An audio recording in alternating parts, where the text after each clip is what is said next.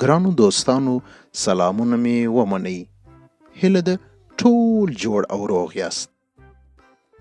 نن موږ د ځې درس وایو. ځې د پښتو الفبا لسم توری دی. ځې د ځ آواز ورکوي. ستاسو جیم او چې په یاد ده؟ جیم په مابینځ کې یو ټکی درلودلی، چې درې ټکي درلودله، خو ځې چې ده هغه پر سر باندې حمزه لري. تاسې وینئ دغه شي ته حمزه وایي. نو راځئ د نن ورځې د ځې درس ته ولاړ سو. ځې ځلا، ځلا دغه نجلۍ ده. ځلا د ځیرک خور ده. ځیرک د ځلا سره کومک کوي.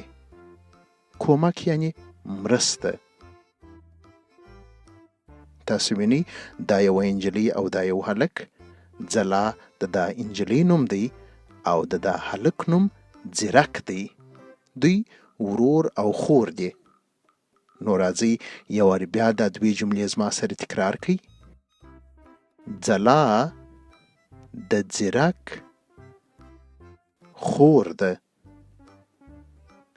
ځیرک د ځلا سره کومک کوي. تاسو وینئ په ځلا او ځیرک کې ځې راغلې ده. اوس به وګورو چې له ځې څخه نور کوم نومونه راځي. ځې ځالګۍ. ځالګۍ ته په انګلیسي باندې نسټ وایي. ځې ځغستا یا ځغستل. په انګلیسي باندې وځغستا ته رننګ او یا رن وایي. ځې ځنګل. نو موږ ګورو چې له ځې څخه ځالګۍ، ځغستا او ځنګل راغلی دی. اوس به وګورو چې که ځې د یوه لغت په مابینځ او یا آخر کې راسي نو څنګه ایسي. ځنځیر.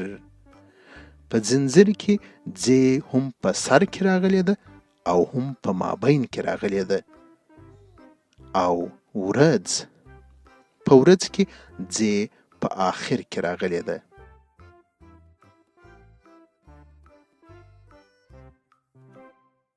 اوس نو تاسې راته ووایاست چې نور کوم نومونه له ځې څخه راځي.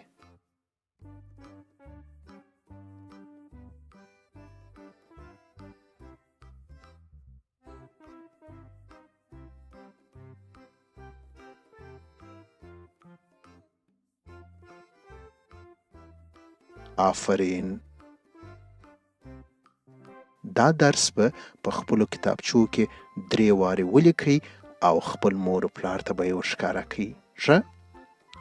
ځې ځلا. ځلا د ځیرک خور ده.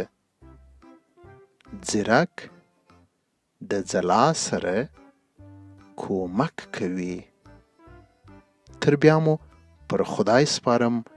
په مخه مو ښه.